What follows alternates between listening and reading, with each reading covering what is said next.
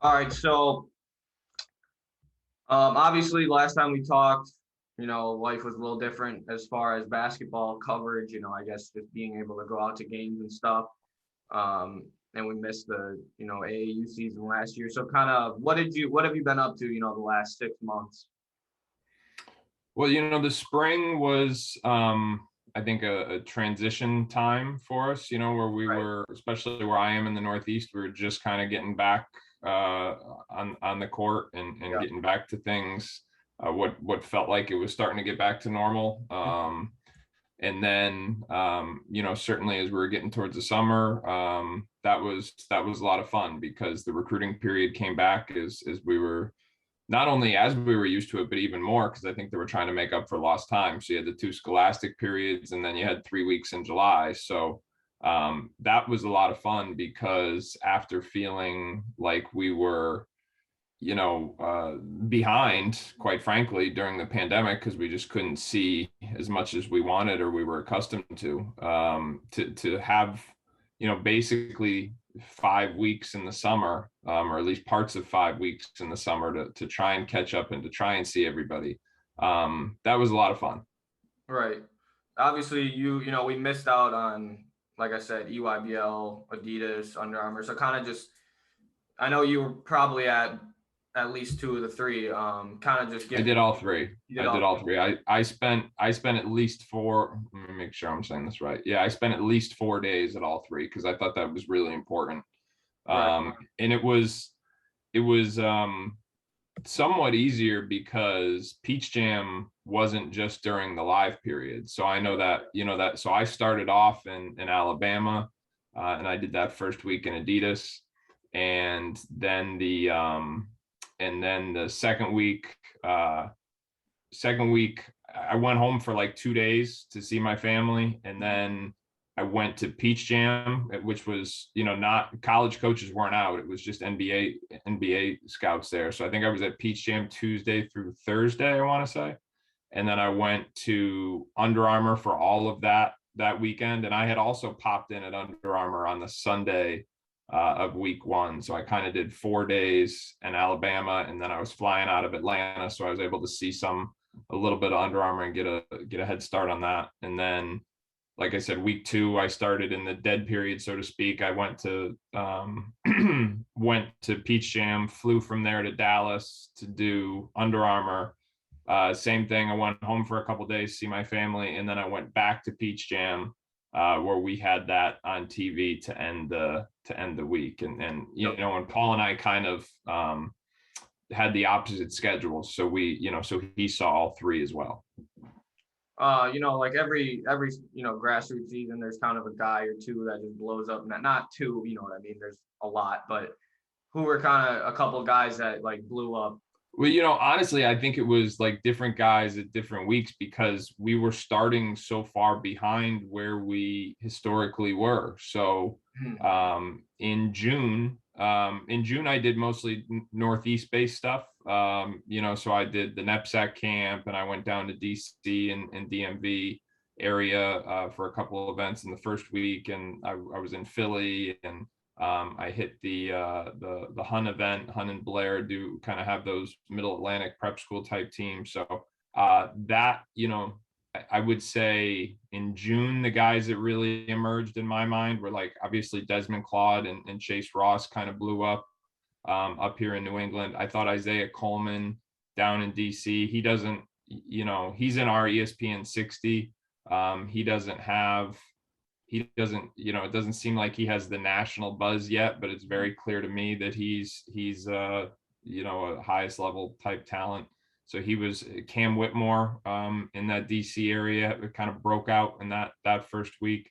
And then I think in Adidas, the first guys, I remember Caleb Banks on the first day. He ended up committing to Indiana like Yep. very shortly after. But Caleb Banks was tremendous.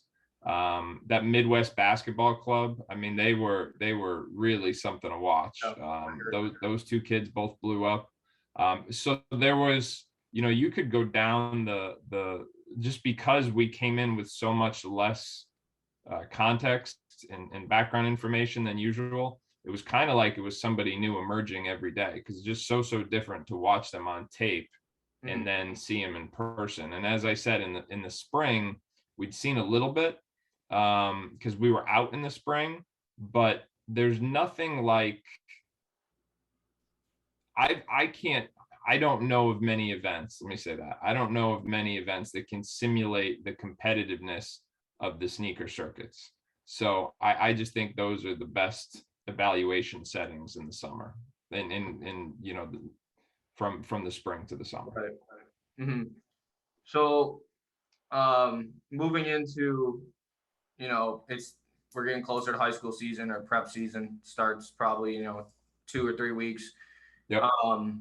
So, now I see that they're doing this, NIBC league, getting those teams all in like a unified league or divisions to play against each other, Montverde, Oak Hill, La Lumiere, schools like that. So kind of what are your overall, like, what's your first reaction to that? I know you probably have known that was going to happen for a while, but I think Yeah, that's well, they started it last year. I mean, yeah. I think this was kind of born out of the pandemic, and it was the first thing in January of last year. It was the first thing we had done, and it was down at St. James, again in the DMV, and they brought everybody in, and we all had to test before we went in, because at this point, in January, very few of us were eligible for the vaccine. I know I certainly hadn't gotten it. I don't think most people there had. So they tested everybody coming in. They tested everybody while they were there.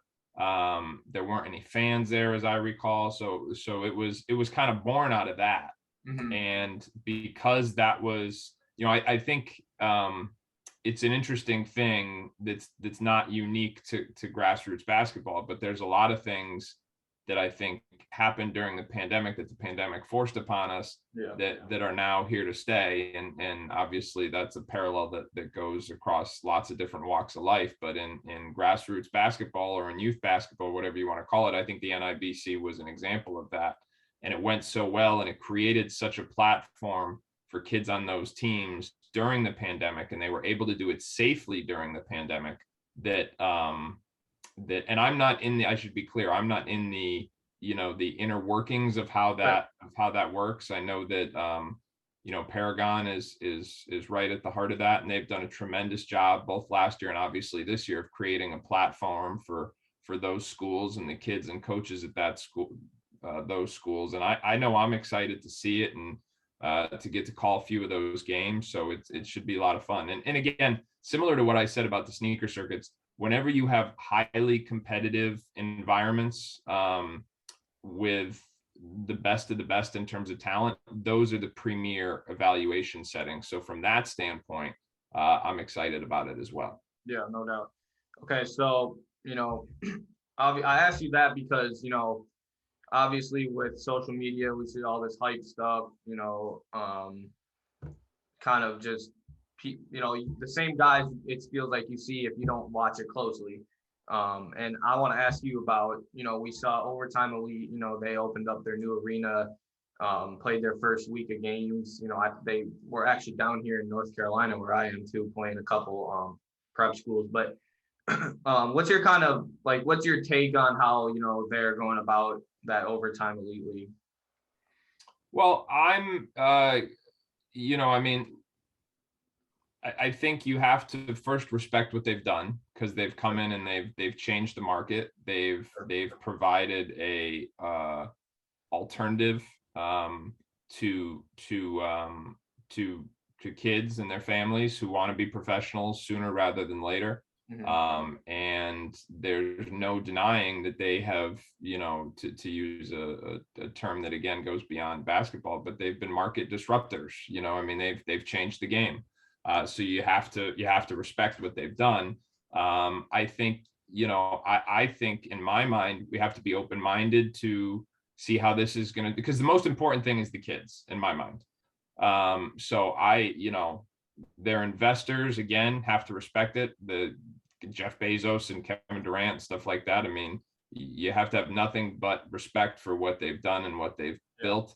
And time will tell if it's a positive thing or not for the kids who participate in it. And I'm very open-minded to see how that goes. I think this landscape, not just unique to Overtime Elite, but the G League and NIL, the landscape has totally changed in the last 3 years. And I don't think it's done changing either. I think that ultimately if kids are able to go straight to the NBA in a couple of years when the new collective bargaining agreement comes up, what does that do to the G League platform, to Overtime Elite platform? What does that do to college basketball and NIL? I mean, those are all questions that have yet to be answered. So as I said, I have tremendous respect for what they've been able to do and how they've changed the market. I think they are one of a couple different variables that have really created significant change recently, but I don't think that process is necessarily over yet. So I think, you have to be open-minded and continue to, I think anytime you can evolve and provide more opportunities for kids, as long as the kids are educated, kids and families are educated about what they're giving up. Because I think that's the thing that I'm interested in is, these kids are essentially, I don't know how many of them are going to end up. I know they're supposedly, and I'm not super familiar with this, but I think there's a mechanism by which they could go to college, but obviously they wouldn't be able to play college basketball. So, 10, 20 years down the road, They get their school paid for, or $100,000 scholarship if they stop playing and go back to college. So I mean, that's right. But how many of them are going to do that without basketball? Yeah, true. So like I said, tremendous respect for what they've done and very open-minded to see how it ends up working out. But I don't think that again, not just to Overtime Elite, but I don't think that we know how these new ventures into the professional world for children is going to work out yet long term. Right. Yeah, and obviously this is where I think it gets interesting is because, if you go Overtime Elite, you get a guaranteed amount of money. But if you go, college NIL, there's really no cap on how much you can make because like we see the Alabama quarterback, he made $1 million before he took a snap. Like that's just crazy. Well, and a lot of the NIL stuff I think is misunderstood. I think it hasn't really been communicated clearly. I also think, if I understand it correctly, it can depend on geography and local local governments and rules like that. So as I said, I think the landscape is going to continue to change, but certainly, I mean, listen, I know for a fact you're seeing kids making a lot of money to play college basketball this year and doing it legally. And so the landscape has changed. And, I think that there is, and without NIL, there's a lot of kids playing college basketball this year that I'm convinced would not be. I don't think you see Imani Bates and Jalen Duren playing college basketball if it weren't for NIL. Right. So that's maybe a positive of it. Okay. So I told you, I kind of want to talk high school hoops a little bit too. Okay. So, your region, I'm trying to get a little bit more familiar with it. I talked to Jason Smith, I know Vin and all those guys. So kind of what are you looking forward to going out and watching up there in your region? In the Northeast? Yeah. I'm just looking forward to having a season, to be honest. I mean, last winter, I was able to see a decent amount of stuff, I think far more than most, but I was usually the only guy in the gym. Right. And it was funny. Lots of times on social media, I would tweet like some small little detail from the gym I was in, just to try and like, kind of bring some humor to it. Just, guess where I am today. I'm the only one in here. It's the two teams on opposite sides of the bleachers and me sitting up here in the corner. So I was able to do a decent amount, but still nowhere near to the amount that I would in a normal year. So I think that's just going to be fun. Like Brewster I think Brewster played their first game the other day. I saw the pictures having the fans back, albeit, all in masks, but whatever, they're there, they're having fun. So I think that's going to be a lot of fun. I think in New England, one of the really interesting developments is that you've kind of seen the top prep programs in New England kind of unify regardless of league affiliation. And they're going to play a season schedule. where you have the top teams in AAA, along with some of the independent teams like Putnam and Woodstock, as well as a AA team like Cushing. And of course, St. Thomas More, New Hampton. I don't want to leave anybody out. But they're all going to play each other multiple times, and that's going to be a lot of fun. So I think from New England, that's my normal routine, which I'm looking forward to getting back to. So I usually go prep school heavy November and kind of the first couple of weeks of December. And then right around mid-December when high school basketball is starting, so I take that 4 to 6 weeks to really make sure I'm up to speed on the prep school stuff. And then when high school basketball starts, that's when I try and get out and do the, get into New York and New Jersey and down to the DMV and Philly and make sure that we've got all that covered, and then right, ideally speaking, right around there, you get to Hoop Hall and then you're gonna have NIBC, and I'm hoping to travel a little bit more this year. So it's all of that's all good. It's that's all gonna be. So just getting back to normal a little bit is what I'm most looking forward to. Okay, a couple more. Now it was interesting when I asked Coach Smith. I asked him about, do you guys play a national schedule? And he kind of said that he would rather, as what he's learned is, those teams and the teams in his conference, he says when they go play an away game, it's a hectic environment where it's kind of preparing a kid for a college basketball game versus going to play whatever, in with just a bunch of cameras and stuff, but that's still good. But you can kind of speak on that because you've seen, both sides of it. So, how do you kind of feel about that statement, I guess? I agree with it. And if you, I would say that, if you want to draw that parallel to college, which I think is a fair one, when you play prep school basketball, you get a legitimate sense of what it's like to be the away team. And that's a lot of fun. From my own coaching days, to go into somebody else's gym and to play at a hostile crowd and to have a chance to win that game and quiet the place down. That's a fun feeling. That should be something to be valued.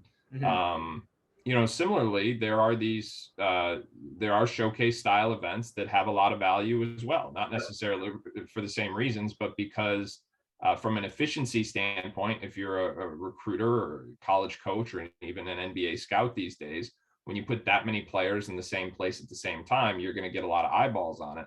And so that's going to help deliver the exposure that high profile schools, and this isn't unique to prep schools, there's showcases for high schools as well. So, so a certain amount of those is valuable too. And I think that is almost, if we were going to stick with the college basketball parallel, you could draw a parallel between those and kind of the exempt events in college, and having, at this time of year, coming out of the media days and talking about, and I'm talking about college basketball now, like I just hosted A10 Media Day, and we were talking about the strength of schedule. And a big part of how those teams are trying to build up their non-conference schedule is by playing in exempt events, which, by the way, are usually at neutral sites where maybe they don't have a ton of fans in the building, but you're getting really high level non-conference games that are going to be super important to your strength of schedule at the end of the year when you're trying to figure out your postseason. You're trying to get into the NCAA tournament. So I think the parallel he draws is a great one. Playing in